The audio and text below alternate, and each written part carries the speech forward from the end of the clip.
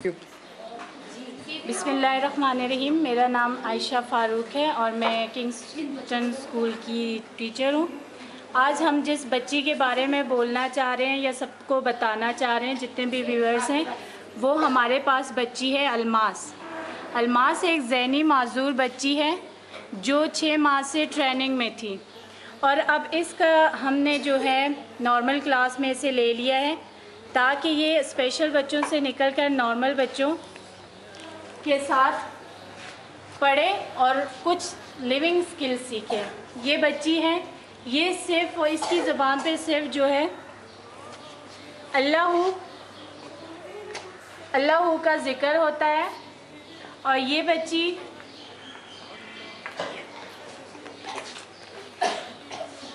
अलमास ये सिर्फ अल्लाह बोल सकती है।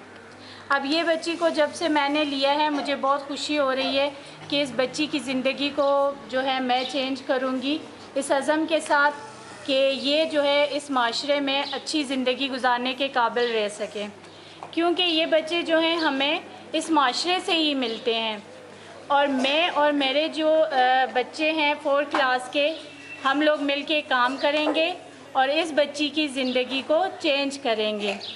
और मेरा सब लोगों को ये पैगाम है कि वो भी ऐसे बच्चों से, माजूर बच्चों से प्यार करें और उनको अपने साथ रखें और उनकी ज़िंदगी बदलने की कोशिश करें, क्योंकि ये कोई मुश्किल काम नहीं है कि आप इन बच्चों की ज़िंदगियों को चेंज नहीं कर सकते हैं।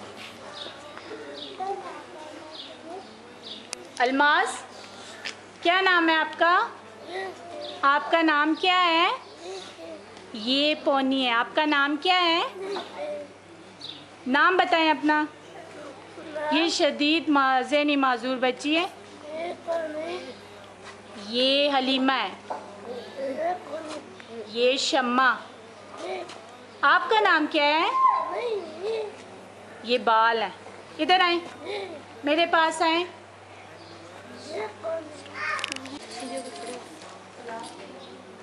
अलमास, इधर आए मेरे पास। आ जाएं, आ जाएं, आ जाएं, आ जाएं। ये आपकी दोस्त है खदीजा। आप बच्चे बताएं कि उस दिन आपने इसको क्या सिखाया है?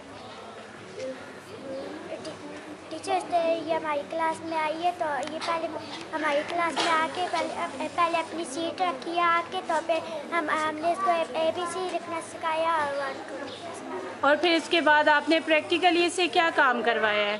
टीचर आपने कहा है कि मैं चेयर लाओ। टीचर पहले इसने आपके पास चेयर उठा के लाई है, फिर इसने अपने जहाँ से चेयर लाई है वहाँ पे जाके चेयर रखी। और जब इससे पानी मांगा गया था तब इसने क्या किया? जब पानी मांगा तो टीचर ये गई है, खुद किचन में गई है, कहती है गिलास का। मैंने कहा उठाओ इसको, तो पानी लेके जाके इसने गिलास उठाया, इसने पानी डाल के और व्यूअर्स, इस बच्ची ने फिर मेरे लिए ग्लास में पानी लाया है। ये इसका पहला स्टेप है कि इसने ये काम सीखा है।